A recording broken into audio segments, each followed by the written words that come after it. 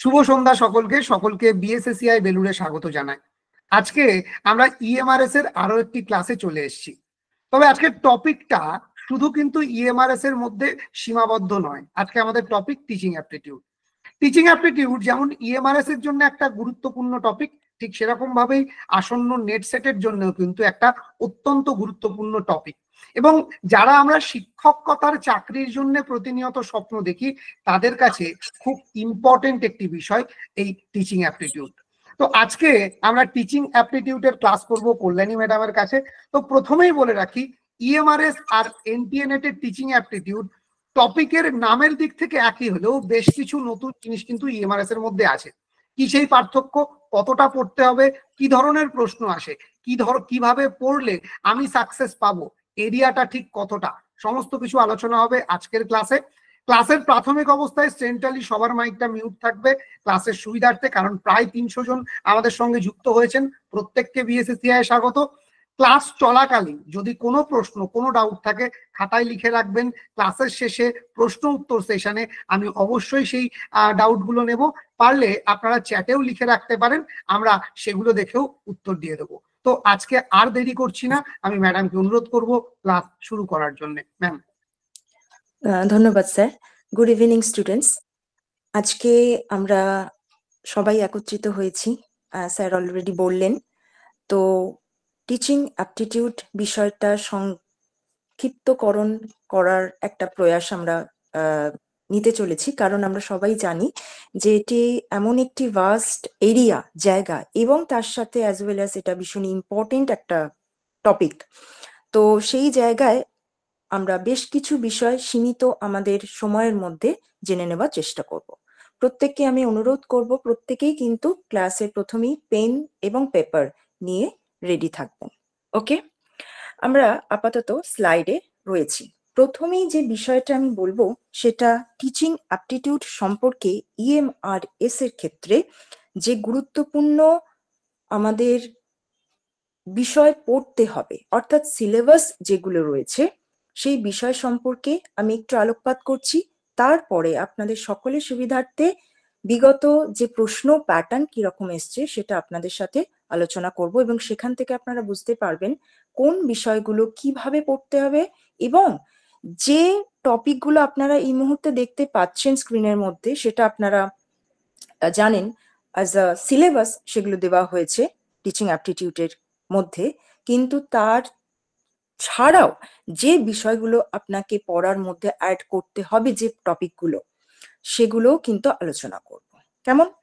তো প্রথমেই আমরা আসছি যে টিচিং অ্যাপটিটিউডের ক্ষেত্রে কেন টিচিং অ্যাপটিটিউড পড়তে হবে, পড়া আমাদের প্রয়োজন, দরকার, কেন এটিকে আরো গুরুত্ব দিয়ে প্রত্যেকটা পরীক্ষার ক্ষেত্রে দেখা যাচ্ছে সেটাকে ইনপুট করা হচ্ছে, সেই জিনিসগুলো তো আমরা আসবই। অর্থাৎ টিচিং এর ক্ষেত্রে যেরকম টিচিং এর nature, characteristics, objective and basic এই রিকোয়ারমেন্টস, এই জায়গাগুলো আমরা দেখতে পাচ্ছি। তো যেরকম আমি বললাম যে নেচার, ক্যারেক্টারিস্টিক্স, অবজেক্টিভ এগুলো তো থাকবেই, তার সাথে সাথে বেসিক রিকোয়ারমেন্টস এর জন্য আমরা যেরকম দেখতে পাই যে টিচার সেন্ট্রেড এবং স্টুডেন্ট সেন্ট্রেড যে অ্যাপ্রোচ রয়েছে, টিচার সেন্ট্রেড এবং লার্নার সেন্ট্রেড। আই মাস্ট সে, যে সমস্ত টার্মগুলো আমরা বলছি, যেরকম ধরুন আপনারা পরীক্ষায় হয়তো পেলেন যে টিচার সেন্ট্রেড না বলে ইনস্ট্রাক্টর সেন্ট্রেড অ্যাপ্রোচ আসতে পারে। কেমন? তাহলে টিচার সেন্ট্রেড অর ইনস্ট্রাক্টর সেন্ট্রেড অ্যাপ্রোচ, অথবা মেথডও বলা যেতে পারে। তাই যেটাই আসুক না কেন, কনসেপ্ট কিন্তু একই থাকবে। সেটা হচ্ছে যে যিনি পড়াচ্ছেন তার ওপর নির্ভর করে যে স্ট্র্যাটেজি সেট করা হয়ে থাকে, সেটা এক ধরনের অ্যাপ্রোচ আমরা পেয়ে থাকি। এছাড়া যেটা ইম্পর্টেন্ট হয় সেটা হচ্ছে লার্নার সেন্ট্রেড বা সেলফ ডাইরেক্টেড অ্যাপ্রোচ, যেটাকে আমরা বলতে পারি। তাহলে এই যে টিচিং এর ক্ষেত্রে নেচার ক্যারেক্টারিস্টিক্সের সাথে সাথে টিচার সেন্টার্ড এবং লার্নার সেন্টার্ড অ্যাপ্রোচ কিন্তু আমাদের জানতে হবে, তার কি কি ফিচার্স আছে সেগুলো জানতে হবে। কেমন? আমি ওভারঅল একটা আলোচনা করে দিই, নেক্সট তারপর পাটে পাটে আসছি। তারপরে যেগুলো থাকবে যে আমাদের ভীষণভাবে ইম্পর্টেন্ট, সেটা হচ্ছে ডেভেলপমেন্টের যে প্রসেসগুলো। কেমন? যে নেক্সট যেরকম আসছে লার্নার ক্যারেক্টারিস্টিক্স এর ক্ষেত্রে, অর্থাৎ শিক্ষার্থী বা লার্নার বা স্টুডেন্ট বা চাইল্ড যেটাই বলুক না কেন, মানে টার্ম যেটাই দিক না কেন, সেটা স্টুডেন্ট হতে পারে, সেটা লার্নার হতে পারে, সেটা যেরকম ট্রেনিং হতে পারে। তো সেক্ষেত্রে তাদের ক্যারেক্টারিস্টিক্স কিরকম থাকছে, এছাড়া তাদের ইন্ডিভিজুয়াল ডিফারেন্সেস, আমি আবারও রিপিট করছি, ইন্ডিভিজুয়াল ডিফারেন্সেস, সেগুলো কিন্তু আমাদের জানতে বা পড়তে হবে। কেমন? তো প্রত্যেকটা স্টুডেন্টের আইকিউ, প্রত্যেকটা স্টুডেন্টের নিডস, তাদের এজ লেভেল, তাদের অ্যাবিলিটি, এগুলো কিন্তু আলাদা। তাই ইন্ডিভিজুয়াল ডিফারেন্স, সেই ব্যাপারটা মাথায় রেখে আমাদেরকে পড়াতে হবে বা টিচিং লার্নিং ডিজাইন সেট করতে হবে, বা ইভালুয়েশনের ক্ষেত্রে সেটা একটা গুরুত্বপূর্ণ জায়গা। ওকে, আপনারা প্রশ্ন যখন আমি আলোচনা করব দেখতে পারবেন যে নিশ্চয়ই জানেন যে সব স্টুডেন্ট কিন্তু সমান নয়, মানে অ্যাকর্ডিং টু দেয়ার মেরিটস। তো কিছু কিছু স্টুডেন্ট থাকবে ক্রিয়েটিভ লার্নার, কিছু কিছু থাকবে স্লো লার্নার, কিছু কিছু জন থাকবে অ্যাভারেজ লার্নার। তো তাদের জন্য কি কি স্ট্র্যাটেজিস আমরা সেট করব, সেই টাইপের প্রশ্ন কিন্তু আমরা দেখতে পাচ্ছি। ক্লিয়ার? নেক্সট হচ্ছে ফ্যাক্টর এফেক্টিভ টিচিং যেগুলো রয়েছে, যে আমরা দেখতে পাই যে টিচিং এর অনেকগুলো ফ্যাক্টর থাকে। কি কি না, আমি নেক্সট স্লাইডে গিয়ে যদি আপনাদেরকে একটু দেখাই তাহলে বুঝতে পারবেন। এই যে ইম্পর্টেন্ট যেটা হচ্ছে কনসেপ্ট রিলেটেড টু টিচিং, সেখানের মধ্যে লার্নার, অর্থাৎ তাদের বললাম যে লেভেল, তারা কোন লেভেলে বিলং করছে সেগুলো জানতে হবে। তারা memory level or understanding level or reflect লেভেলে তারা বিলং করছে, কোন লেভেলে তারা রয়েছে সেই অনুযায়ী তাদেরকে ট্রিট করতে হবে, বা তাদেরকে শেখাতে হবে বা জানাতে হবে, বা স্কিল ডেভেলপমেন্ট করতে হবে, সেগুলো যেরকম দরকার। নেক্সট হচ্ছে ইনস্ট্রাকশন, ইনস্ট্রাকশন তাদের কিভাবে দিতে হবে, মানে it is delivery of contents by the teacher, যেরকমটা বলা হয় যে টিচিং ইজ আ, অফকোর্স যেরকমটা আমরা বলি যে wider concept and instruction is a part of a teaching. কারণ কিভাবে তারা গেলে তাদের গোল সেট আপ করতে পারবে বা রিচ করতে পারবে, এই যে যেরকম ধরুন যে ইএমআরএস বা এই আসন্ন নেট সেট এক্সামের জন্য আপনারা প্রিপেয়ার হচ্ছেন, কিন্তু সেক্ষেত্রে টিচাররা যেভাবে আপনাদেরকে গাইড করে দিচ্ছেন বা বিএসএসএ যেভাবে গাইড করছে, ঠিক সেই রকম ভাবে টিচিং লার্নিং প্রসেসের মধ্যেও কিন্তু ইনস্ট্রাকশন যেটা আছে সেই বিষয়টা, মানে যখন লার্নার ক্যারেক্টারিস্টিক্স আমরা পড়বো সেগুলোকে মাথায় রাখতে হবে। এছাড়া টিচিং এর যে বিভিন্ন নেচার, প্রথমেই যেগুলো আমরা পেয়েছি যে নেচার ক্যারেক্টারিস্টিক্স যেটা জানতে হচ্ছে, তার মধ্যে যে এটা যেরকম art as well as teaching is a science. তো সেটা কেন বলা হচ্ছে, কি কারণে বলা হচ্ছে, বা teaching is a dynamic process, এটা গতিশীল প্রক্রিয়া, চেঞ্জ হচ্ছে। আমরা প্রতিনিয়ত দেখতে পাচ্ছি যে সিলেবাস থেকে শুরু করে, কন্ডাক্টিভ প্রসেস থেকে শুরু করে, ইভ্যালুয়েশন প্রসেস থেকে শুরু করে, কোশ্চেন প্যাটার্ন থেকে শুরু করে, সেগুলো চেঞ্জ হচ্ছে। তো সেই বিষয়গুলো সবটাই কিন্তু টিচিং অ্যাপটিটিউডের মধ্যে আসবে। এবং মোস্ট ইম্পর্টেন্ট যেটা হচ্ছে এর মধ্যে ডাইভার্সিটি যেগুলো রয়েছে, সেই বিষয়গুলো, যেরকম প্রশ্ন উত্তর তৈরি করা থেকে, ব্লু প্রিন্ট থেকে তৈরি করা থেকে, বিভিন্ন টেস্ট সিলেকশন থেকে তৈরি করে, মেথড সিলেকশন থেকে তৈরি করে, তো এই সমস্ত ক্ষেত্রে যা যা গুরুত্বপূর্ণ বিষয়গুলো আছে সেই বিষয়গুলো আমাদের মাথায় রাখতে হচ্ছে। ক্লিয়ার? তো আমি আগে স্লাইডে যাই আরেকবার। এরপর যেটা বললাম মেথড অফ টিচিং, দেখুন আগে যেরকমটা আমরা দেখতে পেতাম যে শুধুমাত্র টিচার সেন্টার্ড মেথড বা যেটা টিচার সেন্টার্ড অ্যাপ্রোচ যেরকমটা আমি বললাম, তো সেক্ষেত্রে টিচার সেন্টার্ড অ্যাপ্রোচের ক্ষেত্রে যে সমস্ত আমাদের টার্মস অ্যান্ড রুলস রেগুলেশন গুলো মেনটেন করতে হয়, যেরকম সেটা টিচার সেন্টার্ড ক্ষেত্রে যে controlled by teacher or instructor, focus হচ্ছে কিসের ওপর না, মেমোরাইজেশনের উপর ফোকাস করা হয়। এবং এটা যেরকম ইফেক্টিভনেস এগুলো আমরা দেখতে পাচ্ছি যে যখন বড় কিছু কনসেপ্ট অ্যাট আ টাইম অনেক বেশি স্টুডেন্টের মধ্যে দিয়ে যখন দেওয়া হচ্ছে, সেটা অনেকটা ইফেক্টিভ হচ্ছে। কেমন? তো এই জায়গার ক্ষেত্রে বা প্রিভিয়াস ইনফরমেশন যেগুলো সেগুলো স্টুডেন্টরা পাচ্ছে, কিন্তু এই টিচার সেন্টার্ড অ্যাপ্রোচের একটা খুব ডিফিকাল্টি রয়েছে, যেটা বলা যেতে পারে ডিসঅ্যাডভান্টেজ। সেটা কি বলুন তো?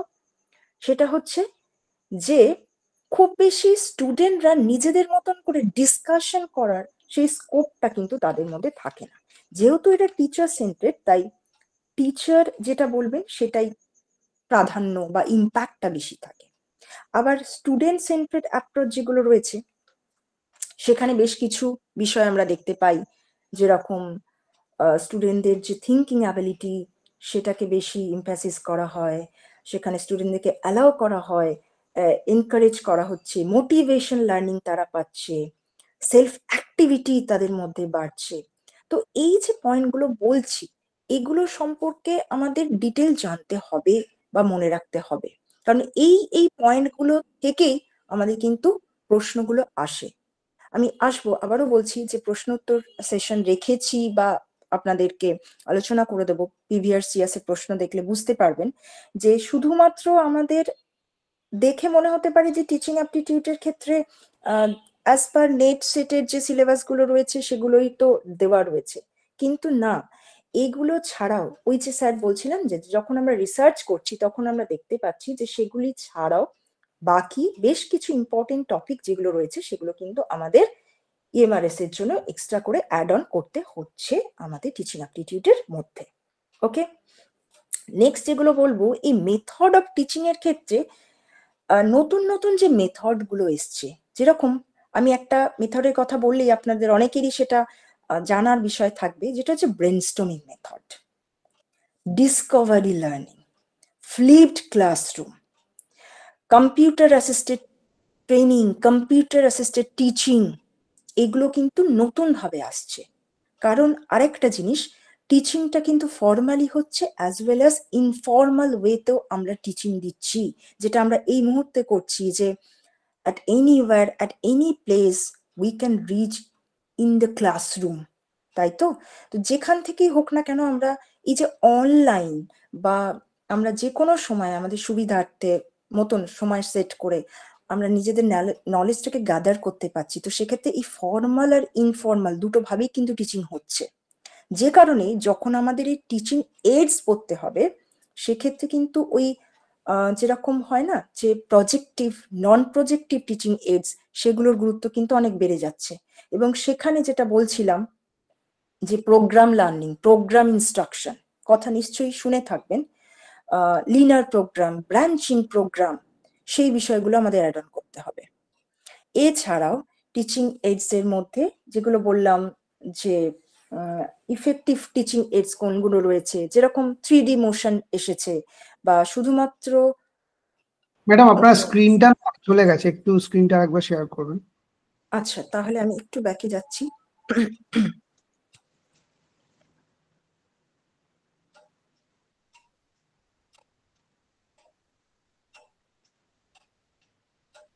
ক্লাস যদিও শুরু শুরু একদম শুরু হয়েছে, তোমাদের কেমন লাগছে আমাদের আলোচনার প্রাথমিক পর্যায়ে একটু তোমরা কমেন্ট করে জানাও। আচ্ছা, আশা করি স্ক্রিনটা হ্যাঁ শেয়ার করে দিয়েছি, দেখা দেখা যাচ্ছে। দেখা বেশ, যাচ্ছে। ওকে।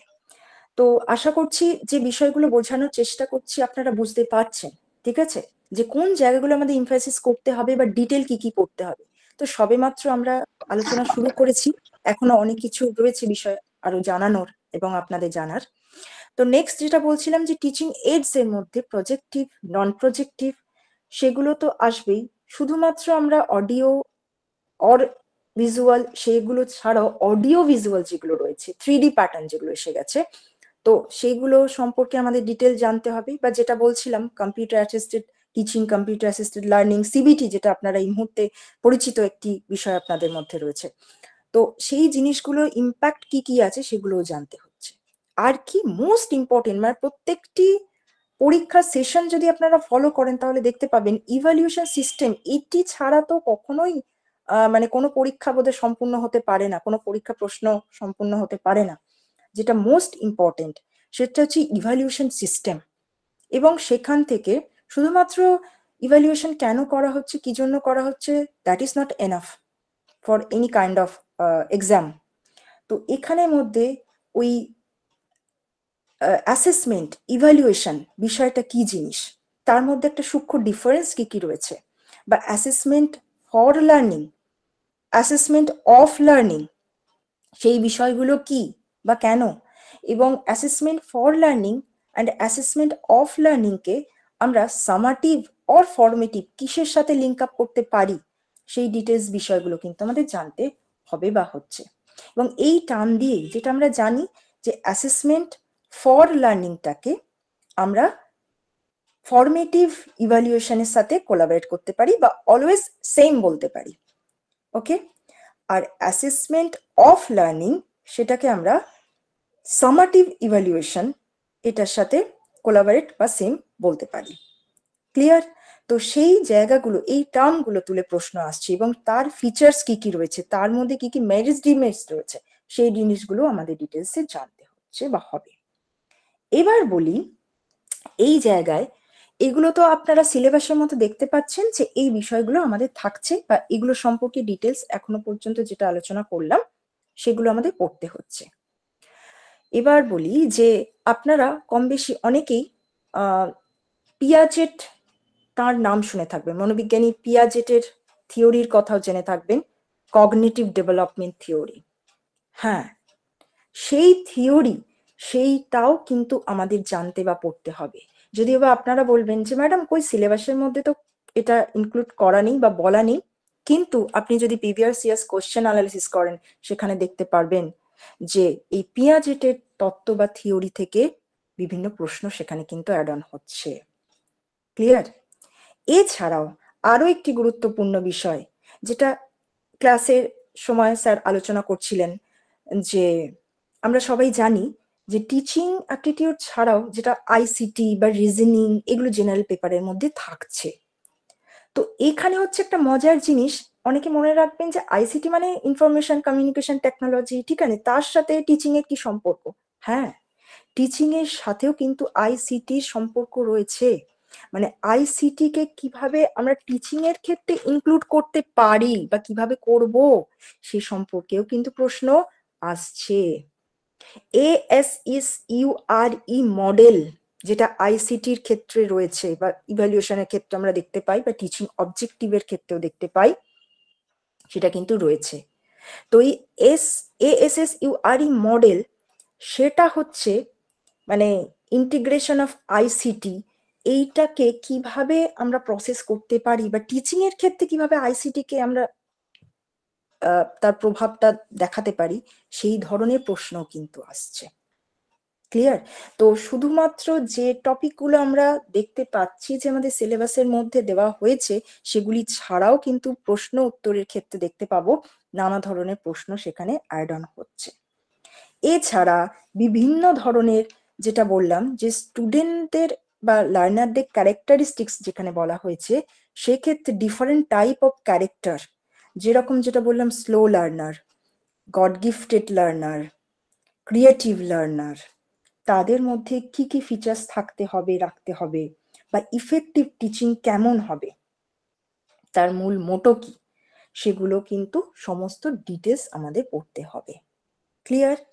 এছাড়াও যেটা বললাম পিয়াজেটের থিওরি, সেগুলো থাকছে। এর সাথে সাথে এই যে টপিকগুলো আপনারা দেখতে পাচ্ছেন সেগুলো রয়েছে। এছাড়াও যদি দেখেন যে জেনারেল পেপারের মধ্যে ন্যাশনাল এডুকেশন পলিসি, যেটাকে শর্টে আমরা NEP 2020 বলছি, ন্যাশনাল এডুকেশন পলিসি 2020, আমরা প্রত্যেকে জানি যে 1986-এ যে ন্যাশনাল এডুকেশন পলিসি এসেছিল তার পরবর্তী ক্ষেত্রে একটা রিভাইজ ফর্ম বা ভার্সন এসছে এই 2020-তে NEP, যেটি আরো একটা গুরুত্বপূর্ণ টপিক হচ্ছে গিয়ে এই আমাদের EMRS এর ক্ষেত্রে বলতে পারি বা আমরা নেট সেটের ক্ষেত্রেও বলতে পারি। তো সেই বিষয়গুলো আমাদের ডিটেলসে জানতে বা পড়তে হবে।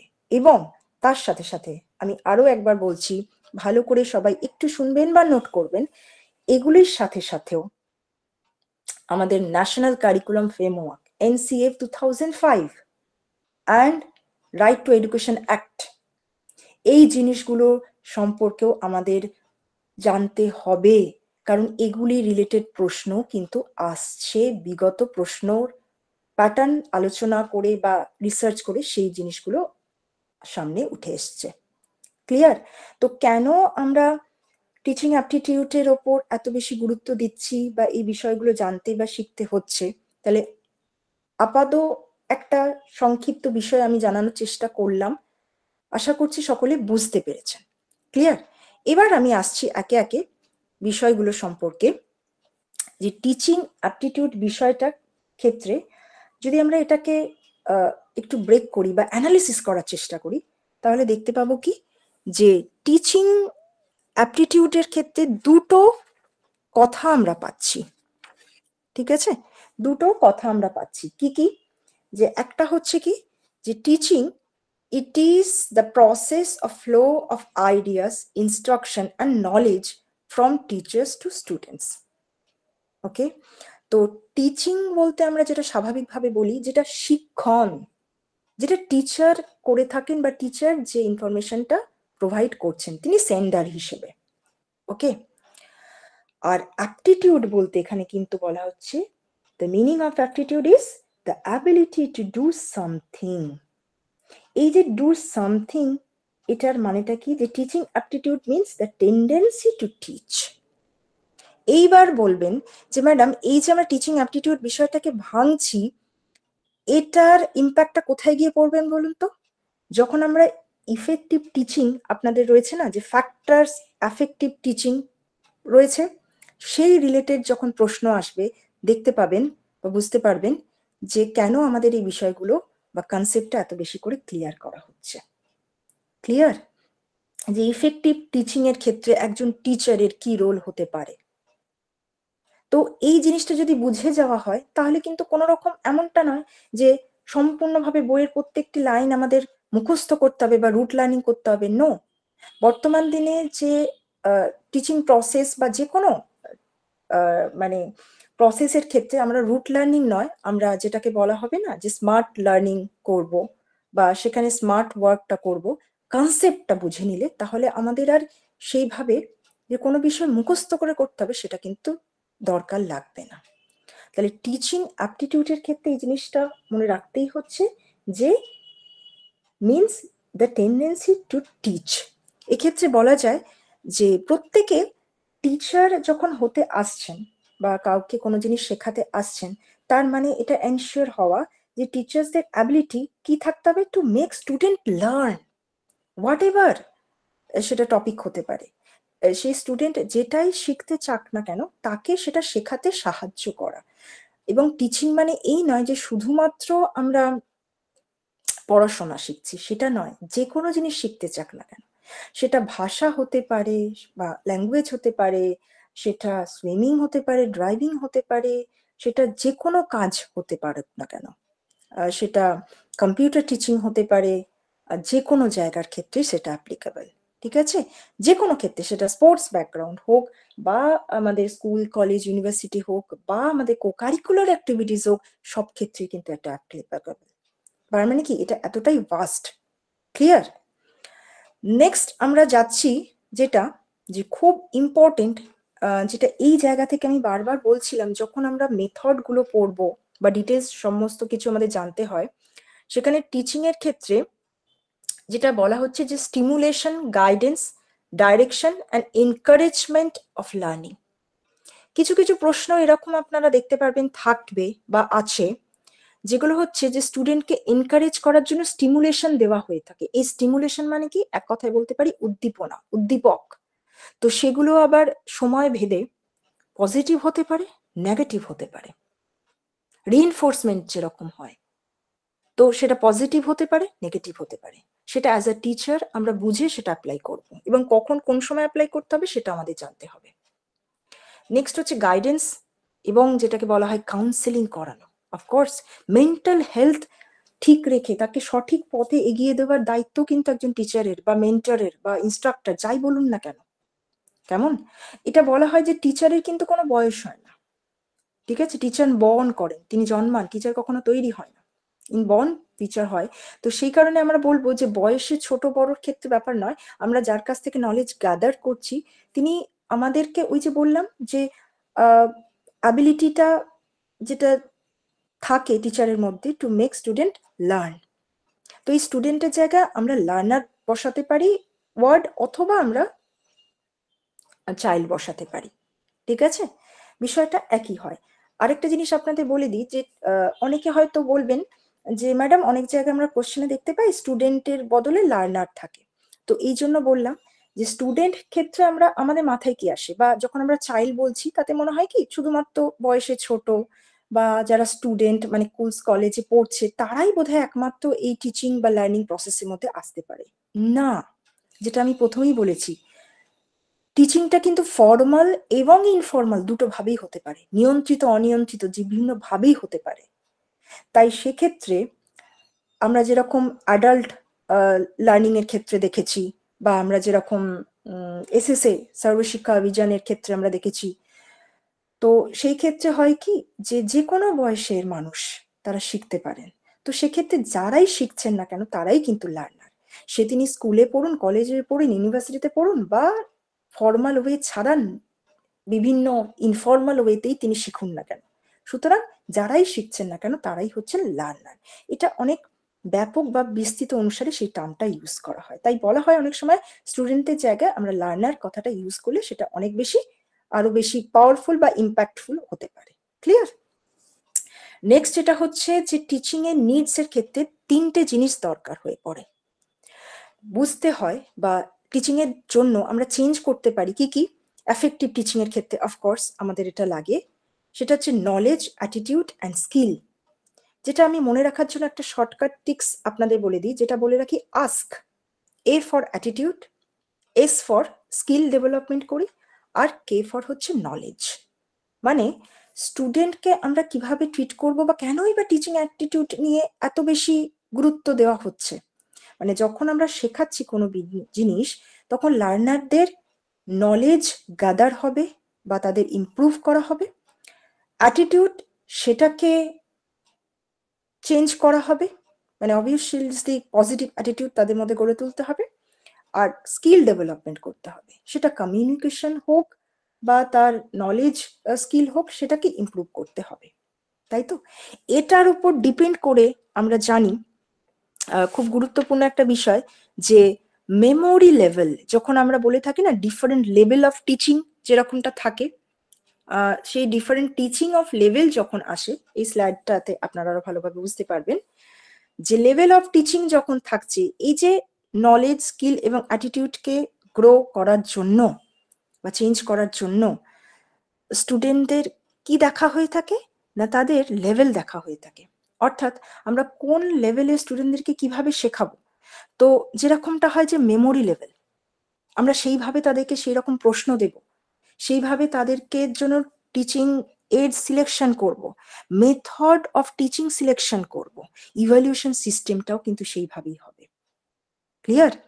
তো এক্ষেত্রে মেমোরি লেভেল যেরকমটা আমরা জানি, সেখানে মানে এটা একদম ইনিশিয়াল স্টেজ অফ টিচিং বলা হয়ে থাকে, যখন তাদেরকে সমানভাবে শেখাচ্ছি বা তারা শুধুমাত্র নলেজ গ্যাদার করছে, মনে রাখছে, ওই রুট লার্নিং এর ব্যাপারটা থেকে থাকে।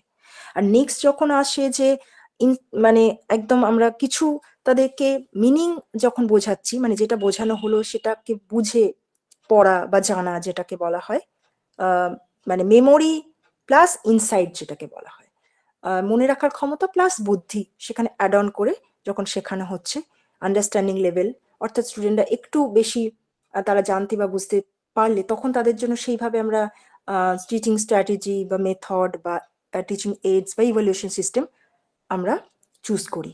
আর নেক্সট যখন হচ্ছে যে রিফ্লেক্টিভ লেভেল, যেটা আমরা দেখতে পাই যে সেক্ষেত্রে একদম একদম যেরকমটা বলা হয় না যে problem centric approach of teaching, যেখানে স্টুডেন্টরা নিজেরাই আবেল হয়ে থাকে প্রবলেম সলভ করার জন্য বা নতুন কিছু ক্রিয়েট করার জন্য, সৃষ্টি বা তৈরি করার জন্য, ক্রিয়েটিভ লেভেল যেটাকে বলা হয়ে থাকছে। তো সেই জায়গাতে তাদের অ্যাটিটিউড, তাদের আইকিউ, সেগুলো অনেকটা বিল্ড আপ হয়ে যায়। তো সেই লেভেল অনুযায়ী আমরা যখন তাদেরকে টিচিং দিই তার জন্য প্রপার যে টিচিং মেথড বা এইডস বা যে সমস্ত ইভ্যালুয়েশন সিস্টেম সেগুলো আমরা সেট করে থাকছি। ঠিক আছে? এই জিনিসগুলো কিন্তু আমাদের গুরুত্ব দিতে হচ্ছে। এবং যেটা আরো একটি বিষয়, যে লেভেল অফ টিচিং অর্থাৎ স্টুডেন্টরা কোন লেভেলে বিলং করছে সেটা জানার পর কিন্তু আমাদের কি আসে, যে ট্যাক্সোনমি, মানে শিক্ষণের যেটাকে আমরা বলে থাকি না অবজেক্টিভ অফ লার্নিং বা অবজেক্টিভ অফ টিচিং, সেটাকে আমরা ট্যাক্সোনমি যেটা নামে শুনে থাকি বা জেনে থাকি। ডিটেলস আমাদের সেই বিষয়ে জানতে হয়। মেনলি ডোমেন 3টে থাকে। সেই ডোমেন যেটা cognitive, affective and psychomotor domain. যেটা হয় কি, আমি দুটোকে জট ডাউন করলে বুঝতে সুবিধা হবে আরো, যে এই যে লেভেলের ওপর বেস করে আমরা তাদেরকে সেই ধরনের জ্ঞান বা মাত্রা অনুযায়ী আমরা টিচিং দিয়ে থাকি, বা স্টুডেন্টদেরকে ইফেক্টিভ টিচিং এর ক্ষেত্রে এগুলো আমাদের মাথায় রাখতে হয়। যেটা হচ্ছে মেমোরি লেভেল, যেটা কগনিটিভ ডোমেনের সাথে রিলেটেড। তারপরে আন্ডারস্ট্যান্ডিং লেভেল, যেটা হচ্ছে অ্যাফেক্টিভ ডোমেনের ক্ষেত্রে রিলেটেড। এবং রিফ্লেক্ট লেভেল, সেটা হচ্ছে সাইকোমোটর ডোমেনের ক্ষেত্রে রিলেটেড। এই বিষয়গুলো আরো ডিটেলসে আমাদের পড়তে বা জানতে হবে। কেমন? তো বিষয়গুলো হচ্ছে এটাই, যে এই সীমিত সময়ের মধ্যে আমি ওভারঅল একটা ধারণা দেবার চেষ্টা করছি যে কিভাবে আমাদের পড়তে হবে বা কোন জিনিসগুলো জানতে হবে, এক্সট্রা কোন জিনিসগুলো জানতে হবে, সেই বিষয়গুলো। অবজেক্টিভ অফ টিচিং সেগুলো তো আমাদের আসবেই। দেখে নিন এই মুহূর্তে যে objective of teaching there are so many, মানে লিমিটলেস অবজেক্টিভ থাকে। তো তার মধ্যে কয়েকটা যদি আমি বলি, যেরকম হচ্ছে যে যেরকমটা আমরা বলতে পারি, provides knowledge and skill to learner so that they can cope with the fast changing world। মানে কি, এক কথায় বলতে গেলে আমরা শিখি এই কারণেই যে আমাদের পরিবেশের সাথে অ্যাডজাস্ট করতে শিখি, তাই তো? শিক্ষণের দ্বারা যে কোনো পরিস্থিতিতে আমরা নিজেদেরকে মানিয়ে নিতে পারি, সেটা শেখানোর জন্য বা বোঝানোর জন্য। যেরকম কম্পিউটার আগে ছিল না, বর্তমান দিনে যখন এসছে তখন সেটা শিখে তার সাথে অ্যাডজাস্ট করার চেষ্টা করছি। বা অনলাইন যে টিচিং প্রসেস আমরা বর্তমানে দেখতে পাচ্ছি অফলাইনের পাশাপাশি, সেগুলোর সাথে অ্যাডজাস্ট করে নিচ্ছি নিজেদেরকে। বা সিবিটি টেস্ট যেগুলো আমরা দিতে পারছি, যেরকম আপনাদেরকে বলছিলাম না, প্রোগ্রাম ইনস্ট্রাকশন, প্রোগ্রাম লার্নিং, সেই বিষয়গুলো। তারপরে হচ্ছে to mould and shape learners. এই মোল কথার অর্থ কি, মানে একটা নির্দিষ্ট ছাঁচ বা ধাঁচে গড়ে তোলা স্টুডেন্টদেরকে টুয়ার্ডস দ্য গোল, তাদের রিচ করার জন্য, তাই তো? তাদের নির্দিষ্টভাবে আকৃতি প্রদান করার জন্য। এখানে আকৃতি বলতে এমন নয় যাদের চেহারার, অ্যাকচুয়ালি মেন্টাল যে শেপিং সেটা গড়ে তোলার করার কথা হচ্ছে। মানে মরাল ডেভেলপমেন্টের কথা বলা হচ্ছে, ইমোশনাল ডেভেলপমেন্ট, সোশ্যাল ডেভেলপমেন্ট, ওকে, এডুকেশনাল ডেভেলপমেন্ট, ল্যাঙ্গুয়েজ ডেভেলপমেন্ট, এগুলোর কথা বলা হচ্ছে। আর নেক্সট হচ্ছে the nature students during all stages of learner. এই যে অল স্টেজেস অফ লার্নার, যের ক্ষেত্রে আমি বলছিলাম যে আমাদের পিয়াজেটের যখন থিওরি আমরা পড়বো বা জানবো, সেখানে 4টে যে স্টেজেস রয়েছে, সেন্সরি মোটর স্টেজ, তারপরে হচ্ছে অপারেশনাল স্টেজ, কংক্রিয়েট স্টেজ, যে বিষয়গুলো আমরা দেখছিলাম, বা ফর্মাল অপারেশনাল স্টেজ। সেই প্রত্যেকটা স্টেজে বা স্তরে তাদেরকে কিরকম ক্যারেক্টারিস্টিক্স রয়েছে এবং সেই অনুযায়ী আমরা তাদেরকে শেখাবো, তারা প্রবলেম সলভ করার অ্যাবিলিটি তাদের মধ্যে থাকবে বা শেখাবো। তো আমরা এটা জানি যে যেরকম ধরুন ক্লাস 1-এর একটা শিশুকে আমরা যেভাবে অঙ্ক শেখাবো 2+2=4, ক্লাস 10-এর একটা স্টুডেন্টকে আমরা সেইভাবে শেখাবো না। তার মানেটা কি, তার এই যে কগনিটিভ লেভেল বা তাদের রিফ্লেক্টিভ লেভেল অনেক বেশি হাই হয়ে গেছে অলরেডি, তারা অনেকটা শিখে জেনে গেছে, তাদেরকে সেইভাবে শেখাবো। তো ওই ডিফারেন্স লেভেলের বিষয়গুলোকে মাথায় রেখে তাদেরকে সেইভাবে শেখাতে বা জানাতে হচ্ছে, ওকে? এছাড়া কি, ডিসিপ্লিন, মরালিটি। ডিসিপ্লিনের মধ্যে আবার অনেক সময় যেটা আমাদের মনে হয়ে থাকছে বা স্ট্রিক্ট ডিসিপ্লিন না, এখানে ডিসিপ্লিন বলছি ফ্রি ডিসিপ্লিনের কথা বলা হয়েছে, মুক্ত শৃঙ্খলার কথা বলা হয়েছে, ঠিক আছে? তো সেই জায়গাটা যেহেতু বললাম ইফেক্টিভ টিচিং এর ক্ষেত্রে এগুলো আমাদের বিষয় জানতে হচ্ছে। যেরকম আমরা ওই যে বললাম না কারিকুলাম ফ্রেমওয়ার্ক 2005, সেখানে কি কি বিষয় বলা হয়েছে না বলা হয়েছে, বা 8টি কিগুলো বলা হয়েছে না বলা হয়েছে, এই জিনিসগুলো আমাদের জানতে হবে। আরো একটা বিষয় যে ন্যাশনাল এডুকেশন পলিসি যেরকম 2020-র কথা আমি বললাম, সেগুলো যেরকম জানতে হবে, তার সাথে সাথে আরো একটা টপিক রয়েছে যেরকম ইএমআরএস এর ক্ষেত্রে আপনারা নিশ্চয়ই জানেন, যেটা হচ্ছে কি, যে experimental activity based pedagogy and case study based, ঠিক আছে? যে সিস্টেম বা আমাদের টিচিং লার্নিং ডিজাইন করতে হয়, তো সেই বিষয়গুলো যখন আমরা জানবো, অর্থাৎ পেডাগোগি যখন আমরা তৈরি করব, বা কিভাবে তাদেরকে শেখাবো, কি অ্যাটিটিউড হবে, সেই সমস্ত কিছু ডিটেলস কিন্তু আমাদের জানতে বা পড়তে হবে। ক্লিয়ার? আচ্ছা, এখানে আরো বেশ কিছু বলবো যে যেগুলো হচ্ছে এই সমস্ত বিষয় জানতে গেলে আর একটা গুরুত্বপূর্ণ বিষয়, সেটা হচ্ছে Maxim of teaching. Maxim of teaching মানেটা কি? ম্যাক্সিম অফ টিচিং মানেটা হচ্ছে যে টিচিং দেওয়ার কিছু নির্দিষ্ট নিয়ম, প্রিন্সিপাল, নীতি যেগুলোকে বলি। কিরকম? যে from known to unknown, from simple to complex, from concrete to abstract, এই ধরনের যে বিষয়গুলো, জানা থেকে অজানায় যাওয়া, তারপর সাধারণ থেকে বিশেষের দিকে যাওয়া, ঠিক আছে? তো এই বিষয়গুলো আমাদের ম্যাক্সিমের ক্ষেত্রে সেগুলো ডিটেলস কিন্তু আমাদের জেনে নিতে হবে। বা ফ্রম হোল টু পার্ট এরকমটা যাওয়া, বা ফ্রম সাইকোলজিক্যাল টু লজিক্যাল, এই জিনিসগুলো কিন্তু ম্যাক্সিম যেগুলো আমাদের দরকার লাগবে সেগুলো জানতে হবে টিচিং এর ক্ষেত্রে। কারণ ওই যে বললাম, ইফেক্টিভ টিচিং দিতে গেলে আমাদের সেই জিনিসগুলো না জানলে আমরা ঠিকঠাক মতন সেখানে পড়ানোর যে ইম্প্যাক্ট সেটা কিন্তু রাখতে পারবো না। ঠিক আছে? এই জিনিসগুলো তো হবেই। এবার তার সাথে সাথে আরো একটা জিনিস যেগুলো বললাম, যে যখন আমরা এই বিভিন্ন রকমের লার্নার ক্যারেক্টারিস্টিক্স যখন জানছি, বা এই যে বললাম না যে বিভিন্ন তাদেরকে গাইডেন্স বা কাউন্সিলিং দেওয়ার কথা বলা হচ্ছে, অফকোর্স মেন্টাল হেলথের জন্য, সেখানে বিভিন্ন রকমের মেথড, যেরকম টিচার সেন্ট্রেড মেথডের ক্ষেত্রে যেরকম থাকবে, তার সাথে স্টুডেন্ট সেন্ট্রেড অ্যাপ্রোচ বা মেথডের কথা তো আমি বললাম প্রথমেই। তো সেক্ষেত্রে যেরকম কেস স্টাডি, মানে স্টুডেন্টকে জানতে হলে তার কি কি কেস স্টাডি জানতে হবে, তার তার ফ্যামিলি, তার বায়োলজিক্যাল বিভিন্ন বিষয়, তারপর হচ্ছে তার এডুকেশনাল কোয়ালিফিকেশন ইত্যাদি, তার মানে ব্যাকগ্রাউন্ড যেটাকে বলা হয়, প্রিয়ার নলেজ, সেগুলো সমস্ত কিছু জানতে হবে। বা যেরকমটা বলা হয় যে আমরা যখন কাউকে কোনো অ্যাডভাইস দিচ্ছি, কোনো স্টুডেন্টকে গাইডেন্স দিচ্ছি বা কাউন্সিলিং করাচ্ছি, তো তাদের ইচ্ছেগুলো জানতে হলে বা সে কোন দিকে যেতে চায় সেগুলো জানতে হলেও কিন্তু আমাদের এই কেস স্টাডি বলুন বা কেস হিস্ট্রি যেগুলোকে বলা হয় সেগুলো আমাদের জানতে হবে। বা যেটাকে আমরা বলি সাইকোথেরাপি, মনোচিকিৎসা, সেটার জন্য দরকার পড়ে। তারপরে যেগুলো থাকে যে কনভারসেশন বা সাক্ষাৎকার যেগুলোকে বলা হয়, প্রশ্ন উত্তর, কোশ্চেন আনসারিং সেশন, সেগুলো থাকে, সেগুলো সম্পর্কে ডিটেলস জানতে হয়। ক্লিয়ার? তো এই জন্য বললাম এই বিষয়গুলো কিন্তু আমাদের থাকছে, যেটা experiential activity based pedagogy and case study based যে পেডাগোগি, সেগুলোর উপর। ক্লিয়ার? আর এছাড়াও এবার এতগুলো জিনিস আমি আলোচনা করলাম এতক্ষণ ধরে, আশা করি যেগুলো বোঝানোর চেষ্টা করলাম স্বল্প সময়ের মধ্যে, যে কোন বিষয়গুলো পড়তে হবে, কি কি বিষয় এক্সট্রা করে জানতে হবে, যেগুলো এই আমরা টিচিং অ্যাপটিটিউডের যে সিলেবাস রয়েছে সেগুলোর মধ্যে যেগুলো রয়েছে, এবং এক্সট্রা করে কি কি জানতে হবে। এবার পিভিআরসিএস এর যে প্রশ্ন উত্তর যেগুলো আমি বলছিলাম যে আপনাদের জন্য রেখেছি, সেগুলো যখন আমি আলোচনা করব, সেটা দেখুন, প্রত্যেকে নিজের মতন করে খাতা পেনে আনসারগুলো করবেন, আর তারপরে অবভিয়াসলি আমি ডিসকাশন করে দিচ্ছি।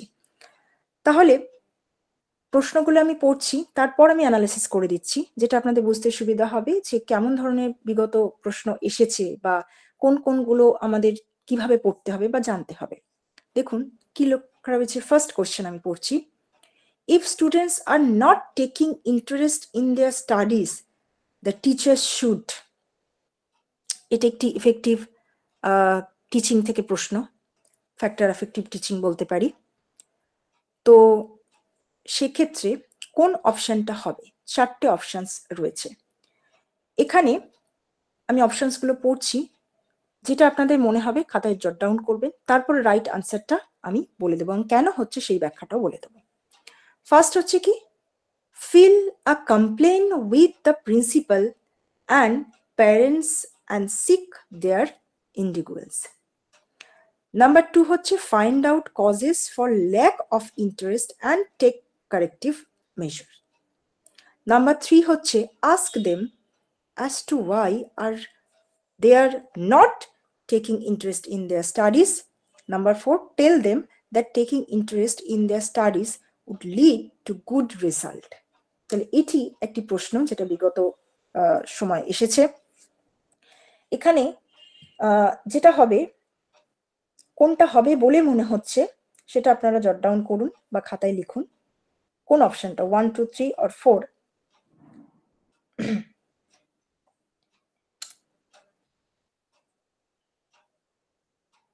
আশা করি লেখা হয়েছে।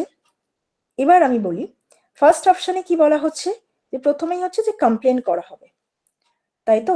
প্রিন্সিপালের কাছে কমপ্লেন করা হবে বা প্যারেন্টসের কাছে সেটা বলা হবে যে কেন আপনার স্টুডেন্ট মানে শিশুরা পড়ছে না বা আপনার সন্তান কেন পড়ছে না বা ইত্যাদি। না, সেই কমপ্লেনটা তো একদম শেষে আসবে। প্রথমেই কোনো টিচার কিন্তু ইফেক্টিভ ক্লাসরুমে গিয়ে কমপ্লেন করবেন না, ঠিক আছে? নেক্সট হচ্ছে কি, ask them as to why they are not taking interest in their studies. তিনি কি স্টুডেন্টদেরকে জিজ্ঞাসা করবেন যে কেন তোমাদের অমনোযোগী তোমরা হচ্ছ? কারণ উনি তো অলরেডি জেনে গেছেন বা বুঝতে পারছেন যে তারা ইন্টারেস্টেড নয়, তাই না? তাই দ্বিতীয়বার করে জিজ্ঞাসা করতে হবে না। যেটা করতে হবে সেটা হচ্ছে কি, বা এটা কি উনি বলবেন তাদেরকে অপশন 4-এ, যে tell them that taking interest, তাদেরকে বলবেন এই তোমরা মনোযোগী হও বা আগ্রহ গড়ে তোলো? না, অ্যাজ আ টিচার তার কাজ হবে কি, to find out causes for lack of interest and take corrective measure. Okay, number 2 is the correct answer. যে তিনি প্রথমেই যেটা ভাববেন যে সেটা কারণটা কি, কেন তারা ইন্টারেস্টেড হচ্ছে না, তার কারণটা তিনি খুঁজে বার করবেন এবং সেটাকে রিমেডি দেওয়ার চেষ্টা করবেন। ক্লিয়ার? তাহলে অ্যাজ আ টিচার, ওই যে বললাম না আমি, এটা ভীষণ ইম্পর্টেন্ট যে ইফেক্টিভ টিচিং এর ক্ষেত্রে যে একজন টিচারের অ্যাবিলিটি এটাই হবে যে তিনি একজন স্টুডেন্টকে অন্তত যদি মানে পড়াতে উপযোগী বা শেখার ক্ষেত্রে, আমি পড়া কেন বলছি, শুধুমাত্র মানে যে কোনো কাজের ক্ষেত্রে যদি উৎসাহিত করতে পারেন, সেখানেই তার সফলতা অর্জন করতে তিনি পারবেন। Clear? Number 2 is the right answer. তারপরে প্রশ্ন এটা দেখুন, যেটা হচ্ছে which one of the following is not a characteristics of teacher centered approach? যেরকম ক্লাসের প্রথমেই আমি বলছিলাম যে আমাদের যখন ওই টিচিং এর ক্ষেত্রে বেসিক রিকোয়ারমেন্টস যখন লাগবে বা লার্নার ক্যারেক্টারিস্টিক্স এর ক্ষেত্রে আমরা দু ধরনের অ্যাপ্রোচ দেখতে পারবো, learner approach or teacher centred approach or learner centred approach. তো সেখানে আমি বলেছিলাম যে টিচার সেন্টার্ড অ্যাপ্রোচের কিছু ক্রাইটেরিয়া রয়েছে, কিছু গুরুত্বপূর্ণ ইম্পর্টেন্স রয়েছে এবং স্টুডেন্ট সেন্টার্ড এর মধ্যে রয়েছে, এবং অবশ্যই তার ক্ষেত্রে অ্যাডভান্টেজ ডিসঅ্যাডভান্টেজ রয়েছে। তো এখানে প্রশ্নটা কি দিয়েছে, which one of the following is not a characteristics, মানে কোনটা বৈশিষ্ট্য নয়, মানে আমরা বলতে পারি কি কোনটা ডিসঅ্যাডভান্টেজ টিচার সেন্টার্ড অ্যাপ্রোচের, তাই তো? তাহলে প্রশ্নটাকে ভালো করে বুঝে নিতে হবে, কনসেপ্ট ক্লিয়ার করলেই কিন্তু আমাদের আনসারটা অটোমেটিক্যালি বেরিয়ে আসবে। এবং যেহেতু এক্ষেত্রে নেগেটিভ মার্কিং রয়েছে, তাই আমাদের মোটো হবে কি সঠিক উত্তরটা সঠিক সময়ের মধ্যে খুঁজে বার করা। তো এখানে কি হবে, enough scope for discussion and debate is available. Number 2 কি বলছে, courses prescribed can be completely in time. Large size classes are handled very well. Unfamiliar or abstract concept are directly explained by the teacher. তো এখানে ব্যাপারটা কি হচ্ছে যে obviously যদি আমরা দেখি নাম্বার 2 যেটা বলা হচ্ছে সেটা আপনাদের কোনটা মনে হচ্ছে বলে আপনারা খাতায় নোট ডাউন করুন, 5 সেকেন্ড দিচ্ছি।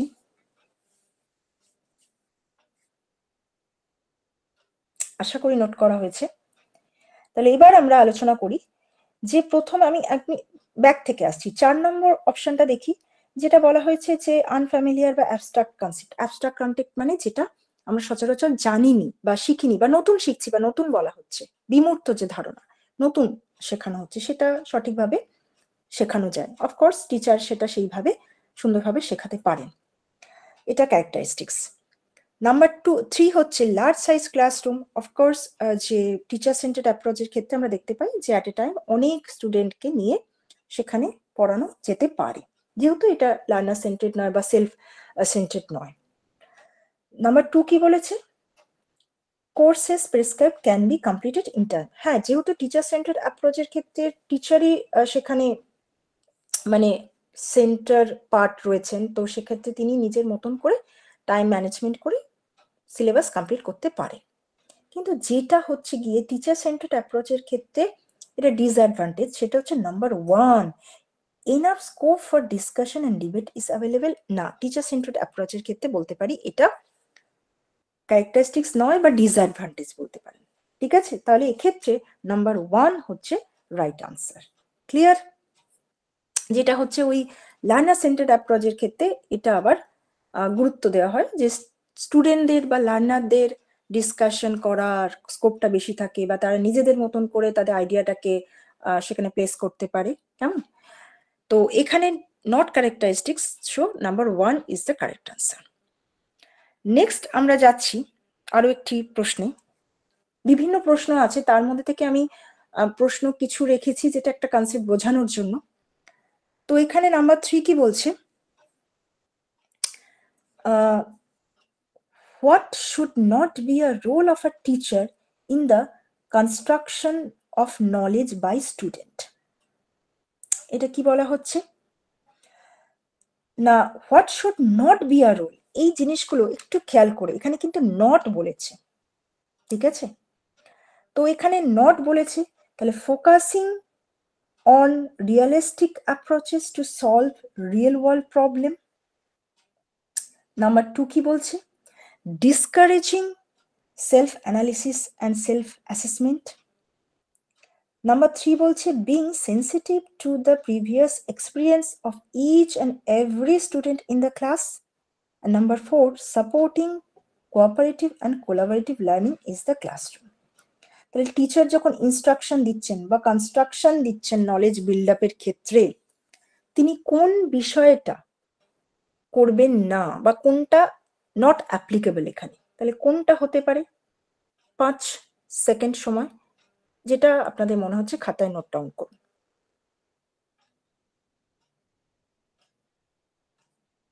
আশা করি সবাই লিখেছেন। তো এই ক্ষেত্রে বলি, প্রথমেই হচ্ছে কি যে focusing on the realistic approach to solve real world problem, অবশ্যই বাস্তব চিন্তা ভাবনা করে বাস্তব কথাটা ভেবে সেখানে প্রবলেম সলভ করার কথা তো সবসময় বলা হয়, যেটাকে বলা হয় যে পিয়াজেটের আমরা জানি যে ফর্মাল অপারেশনাল স্টেজে সেই ক্ষেত্রেই স্টুডেন্টদেরকে সেটা শেখানো বা বোঝানো হয় বা তারা অ্যাপ্লিকেবল হয় সেটা করার জন্য। নাম্বার 2 কি বলা হচ্ছে, discouraging self analysis and self assessment. তাহলে নিজেকে আত্মবিশ্লেষণ বা আত্মমূল্যায়ন করার ক্ষেত্রে ডিসকারেজ করবেন বলেছেন। তো অবভিয়াসলি টিচার সবসময় কাজেতে এনকারেজ করবেন, তিনি কখনো কোনো কাজে ডিসকারেজ করবেন না।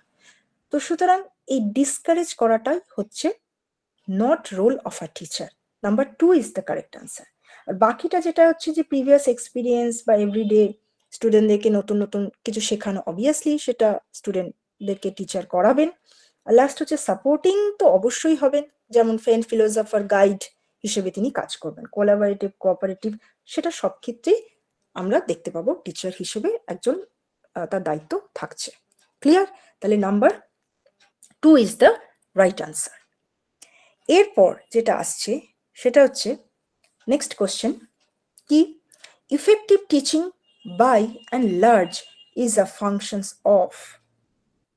এটা কি বলা হয়েছে, effective teaching by and large is a functions of. তাহলে হচ্ছে যে ইফেক্টিভ টিচিং বলতে বা ইফেক্টিভ টিচিং তার কাজটা কি। প্রথমেই বলা হচ্ছে যে teachers positive attitude towards teaching. Number 2, teachers' ability to make students learn. Number 3, teachers' honesty. Number 4, teachers' scholarship. কোনটা বলে মনে হচ্ছে? যেটা মনে হচ্ছে আপনারা নোট ডাউন করুন।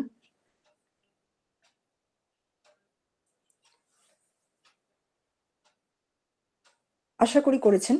এবার বলি যে ইফেক্টিভ টিচিং একটা উত্তম শিখন, যেটাকে ফলপ্রসূ বলা হচ্ছে, মানে এমনটা তো নয় টিচার ক্লাসে এলেন আর একটা সিলেবাস কমপ্লিট করে দিয়ে চলে গেলেন, না। সেক্ষেত্রে আমরা অনেক কিছু দেখতে পাচ্ছি, স্ট্র্যাটেজিস ঠিক করতে হয়, মেথড সিলেক্ট করতে হয়, টিচিং এড সিলেক্ট করতে হয়, ইভ্যালুয়েশন প্রসেস সিলেক্ট করতে হয়, তারপর গিয়ে আবার রিমেডিয়াল ব্যাপার থাকে, অনেক কিছু। তো সেক্ষেত্রে এই ইফেক্টিভ টিচিং এর মেন মোটোটা কি হবে? সেখানে কি টিচার সৎ থাকছেন, টিচার স্কলারশিপ তার কতটা নলেজ আছে, তিনি কি কি পাশ করে এসেছেন, সেটা কি খুব বেশি ইম্পর্টেন্ট না? তিনি তো সেই যোগ্যতা নিয়ে এসেছেন বলেই তিনি টিচার। কিন্তু অ্যাজ আ গুড টিচার তার ইফেক্টিভনেসটা কি হবে?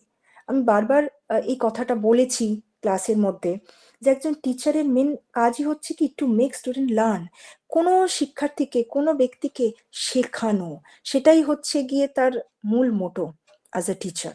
তাহলে এখানে option 2 is the right answer, teachers ability to make students learn. Clear? বাকিগুলো কিন্তু সবটাই হচ্ছে কি টিচারের কোয়ালিটি অ্যাবিলিটি মধ্যে থাকে, কোনোটাই ভুল কিছু নয়। কিন্তু এখানে যেটা বলেছি ইফেক্টিভ টিচিং এর ফাংশনস হচ্ছে টিচার্স এর ability to make students learn. Okay, sorry, clear? আচ্ছা, নেক্সট প্রশ্নে যাচ্ছি।